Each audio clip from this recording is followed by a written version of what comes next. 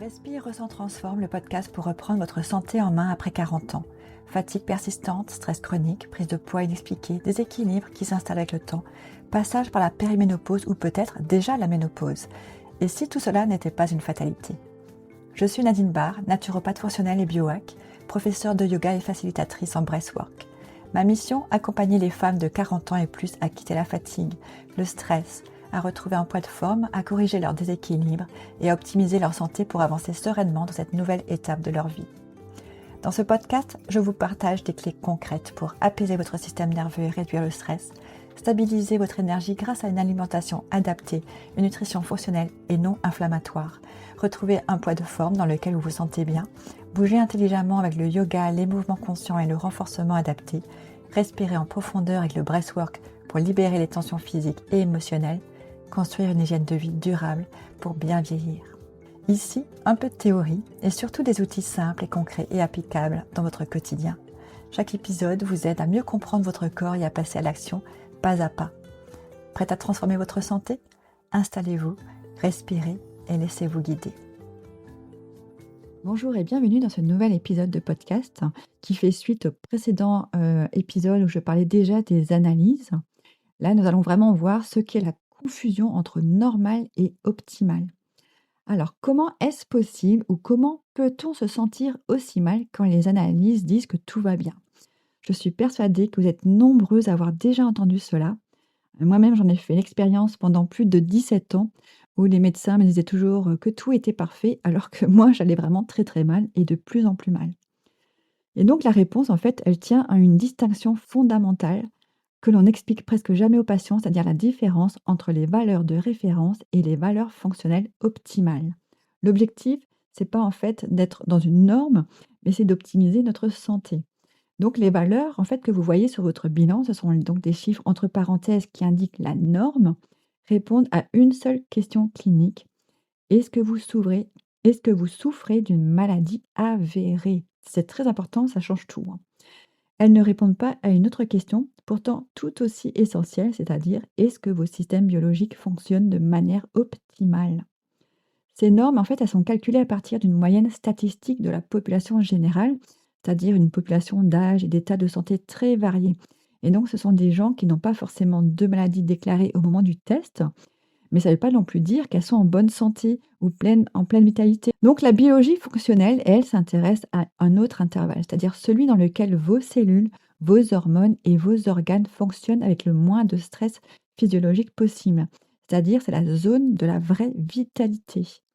Et je tiens à le préciser, l'approche fonctionnelle ne remplace pas la médecine classique, elle se complète. C'est-à-dire qu'en croisant le chiffre avec vos symptômes, votre contexte de vie et l'ensemble de vos marqueurs biologiques, eh bien, ça nous permet justement d'avoir déjà beaucoup plus de détails, de mieux comprendre la situation et d'aller vers le fait de réussir à trouver en fait les causes et les risques aussi qu'il peut y avoir pour plus tard.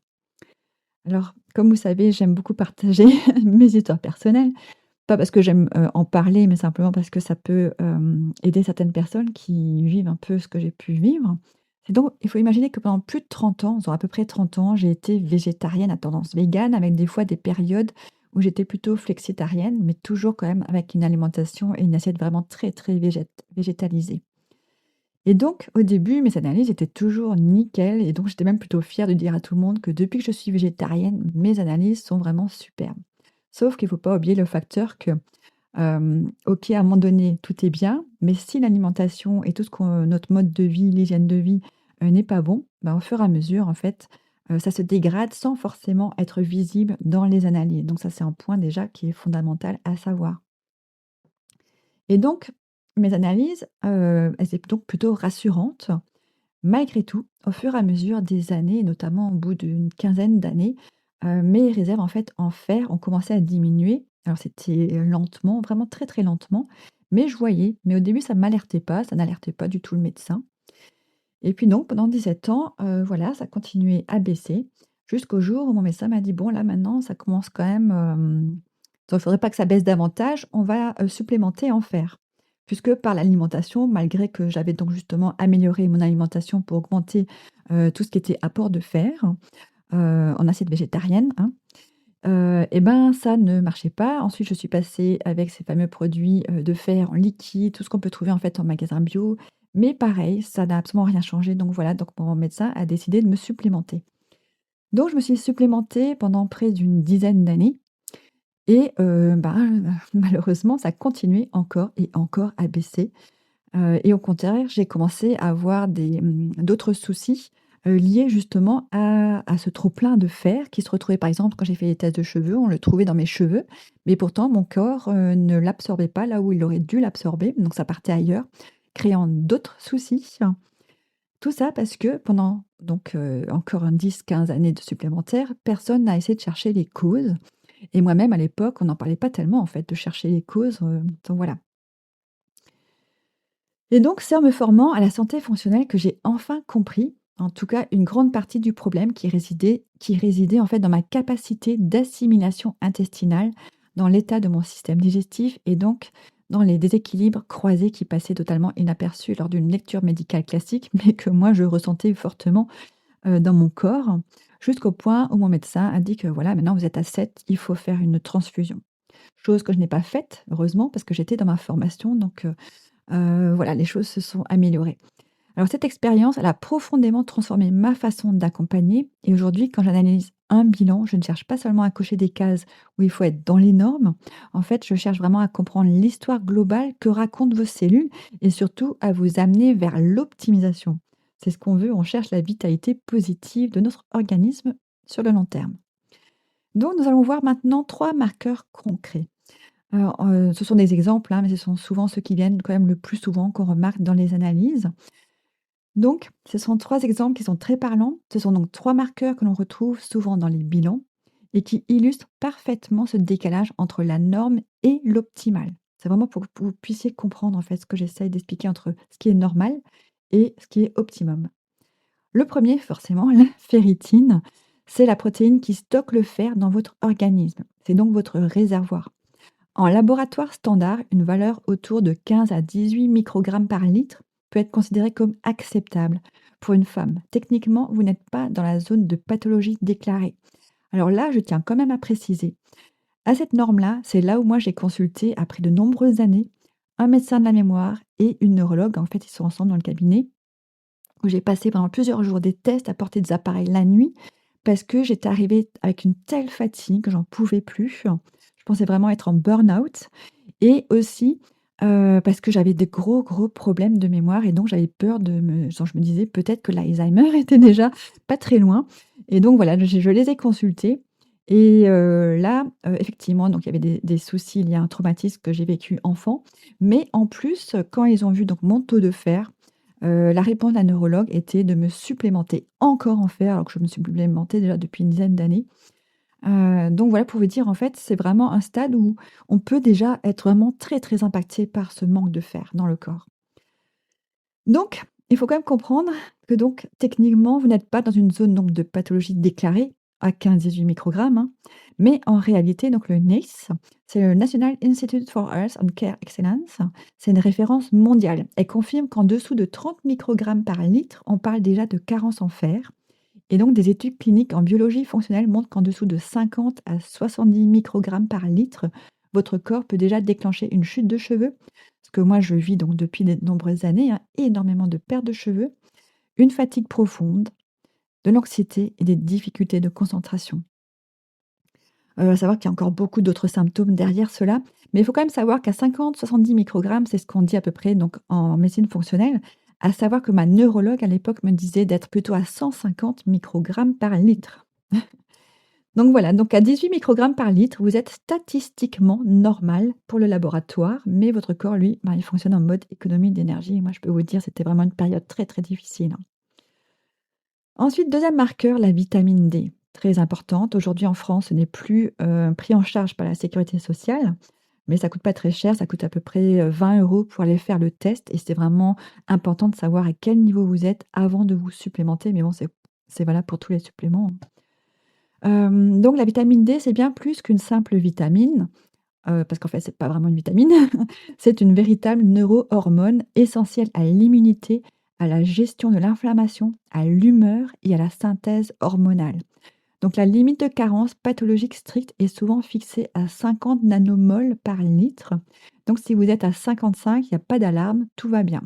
Sauf qu'en santé fonctionnelle et en endocrinologie, le niveau optimal pour soutenir votre système immunitaire et votre équilibre hormonal, en fait, il se situe entre 75 et 125 nanomoles par litre. En dessous de 75 nanomoles par litre, vous êtes en fait en situation d'insuffisance fonctionnelle, même si votre bilan ne l'indique pas.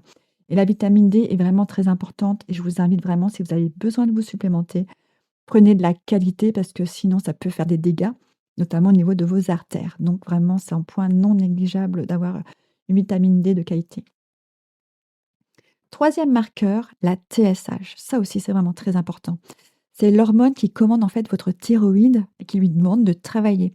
C'est vraiment le chef d'orchestre de votre métabolisme et c'est un point très important lorsqu'on justement on débute dans la préménopause et que toutes nos hormones commencent à être chamboulées avec cette transition. Donc c'est vraiment un point non négligeable. Et donc la fourchette standard des laboratoires va généralement de 0,4 à 4,5 milliunités internationales par litre. C'est-à-dire qu'une TSH à 3,5, elle est dite parfaitement normale. Mais en médecine fonctionnelle, la zone optimale d'une thyroïde alerte et dynamique se situe plutôt entre 1 et 2 milliunités internationales par litre. Donc une TSH à 3,5 accompagnée de frilosité, de constipation, de sourcils qui s'affinent, d'une prise de poids difficile à expliquer, etc. En fait, c'est souvent le signe d'une hypothyroïdie frustre et une thyroïde qui est ralentie silencieusement, mais que les chiffres standards ne signalent pas encore. Donc, oui, donc là, il y aurait plein de choses à dire sur l'hypothyroïdie, mais là, j'aurais pas le temps dans cet épisode. Mais voilà, donc c'est important aussi de faire cet examen, cette analyse. Alors, pourquoi les symptômes arrivent avant la maladie? Alors, ce que ces 3 exemples, en fait, illustrent, c'est quelque chose vraiment de fondamental sur le fonctionnement du corps humain. C'est-à-dire votre organisme est d'une intelligence remarquable. C'est-à-dire que pendant des mois, des années, il s'adapte, il compense, il puise dans ses réserves. Il ralentit certaines fonctions non vitales à court terme, comme par exemple la pousse des cheveux. Pour lui, c'est pas important. L'important, c'est que vous ne mourrez pas demain. Donc pour lui, en fait, il va puiser partout où il peut pour vous garder en vie. Donc, très souvent, ça va être comme par exemple la pousse des cheveux. Donc on va perdre nos cheveux. Il y a le métabolisme, la libido, les os, les muscles. Vraiment, il va prendre là où il peut pour vous garder en vie, même si malgré cela, ça va créer pas mal de soucis. Et donc, il mobilise les hormones de stress pour maintenir l'illusion d'une énergie normale. Et c'est donc précisément dans cet espace entre la santé optimale et la maladie déclarée que vivent en fait vos symptômes, comme par exemple la fatigue chronique, le sommeil qui va être de moins en moins restaurateur, on peut avoir du brouillard mental, le syndrome prémenstruel qui devient de plus en plus difficile. En fait, il y a tellement de choses qui peuvent se passer. Et donc, ils apparaissent presque toujours dans cet intervalle. Ce sont les premiers messages d'alerte de votre corps, bien avant que les chiffres en fait ne sortent des cases du laboratoire. Donc nous, en naturopathie fonctionnelle, ce que nous on souhaite, c'est justement agir avant, prévenir plutôt que guérir. Et ça, c'est crucial pour avoir une belle vie, simplement pour ne pas souffrir, ou en tout cas retarder au maximum les maladies. Donc, la périménopause, c'est donc une période qui est charnière parce que justement, il va se passer énormément de choses dans cette transition-là. Et malheureusement, ce n'est pas encore très connu. En fait, on en parle rarement avec nos parents, même avec nos copines. Ça commence un peu à se démocratiser. On commence petit à petit à oser en parler, mais ça reste encore assez difficile pour la majorité des femmes. Donc tout cela prend en fait une dimension qui va devenir encore plus importante parce que justement, il va y avoir ces changements hormonaux qui vont bouleverser notre vie. Parce que oui, c'est un bouleversement pour la grande majorité d'entre nous, même si certaines femmes vont presque rien remarquer, très souvent parce qu'elles ont déjà un bon système nerveux. Ça joue énormément justement dans tout ce qui est les troubles hormonaux. Et donc ces périodes de transition sont marquées par des fluctuations hormonales qui sont intenses, comme les variations d'œstrogènes, de progestérone qui vont influencer directement la gestion de la glycémie, la sensibilité à l'insuline, donc avec les risques qu'on connaît de prédiabète et de diabète de type 2, la qualité du sommeil profond, le sommeil c'est fondamental, c'est vraiment un point, je vous dirais de travailler en premier parce que ça joue sur tout. Il y a ensuite la répartition de la composition corporelle, donc voilà, il y a beaucoup de choses et donc avec cette tendance à stocker davantage au niveau abdominal et le niveau d'inflammation globale en fait augmenter assez rapidement. Et donc, c'est justement à ce moment-là qu'un bilan biologique ne doit jamais être lu de manière isolée. C'est-à-dire, pour comprendre ce qui se passe réellement, il faut croiser les chiffres avec vos symptômes, votre alimentation, vos rythmes de vie, votre niveau de stress, votre histoire personnelle. Un chiffre seul, en fait, il raconte rien. Il raconte pas grand-chose. Donc, ce qui est aussi intéressant, c'est de regarder ces analyses sur 1 voire 2 années et de regrouper, de voir s'il y a des choses qui reviennent assez régulièrement. Parce qu'il ne faut pas oublier que, par exemple, une analyse sanguine, c'est pris sur un instant T, c'est-à-dire vous refaites une analyse quelques jours, quelques semaines, quelques mois après, ça change. Donc, c'est des fois, moi, je trouve ça vraiment très intéressant de pouvoir analyser plusieurs analyses différentes à des mois d'intervalle. Voilà. Alors ce que je voudrais que vous reteniez aujourd'hui, c'est ceci. Si vos analyses sont normales, mais que vous continuez à vous lever fatigué, à subir des troubles de l'humeur ou n'importe quel déséquilibre, en fait, cela ne veut pas dire que tout va bien. Et cela ne veut surtout pas dire que c'est dans votre tête. En fait, votre corps vous envoie des signes. Si ça va pas, c'est qu'il y a quelque chose, mais il faut chercher. Ne vous arrêtez pas à des analyses ou à un médecin qui vous dit que tout est normal. Il faut chercher les causes. Il ne faut pas attendre qu'il y ait un vrai problème de santé qui arrive. Donc ça indique tout simplement qu'il est peut-être temps d'appliquer une grille de lecture différente, plus attentive à votre physiologie, à vos interactions biologiques et à votre réalité vécue. La vraie santé ne consiste pas uniquement à éviter la maladie, elle réside dans la reconquête de votre vitalité, de votre clarté d'esprit et d'une qualité de vie durable. Parfois, toute la différence entre survivre à son quotidien et se sentir pleinement rayonnante, en fait, elle se cache précisément dans cet espace subtil entre le normal et l'optimal. Je vous invite vraiment à réfléchir à ce que je viens de vous dire parce que c'est vraiment tellement important. Si cet épisode vous a parlé et que vous souhaitez arrêter de deviner pour commencer à comprendre précisément les leviers de votre vitalité, je vous propose des accompagnements individualisés spécifiquement conçus pour les femmes de plus de 40 ans. L'accompagnement périménopause pour comprendre vos fluctuations, apaiser vos symptômes et retrouver votre équilibre hormonal. Et l'accompagnement longévité pour optimiser vos biomarqueurs et construire des fondations de santé durables pour les décennies à venir. Vous pouvez également rejoindre notre communauté gratuite Respire, Ressent, Transforme, énergie, hormones, longévité après 40 ans pour échanger, vous informer et avancer sereinement entouré d'autres femmes sur ce même chemin. Vous avez toutes les informations dans la description de cet épisode. Et sinon, vous pouvez également me retrouver sur mon site respire-ressent-transforme.com. À très bientôt.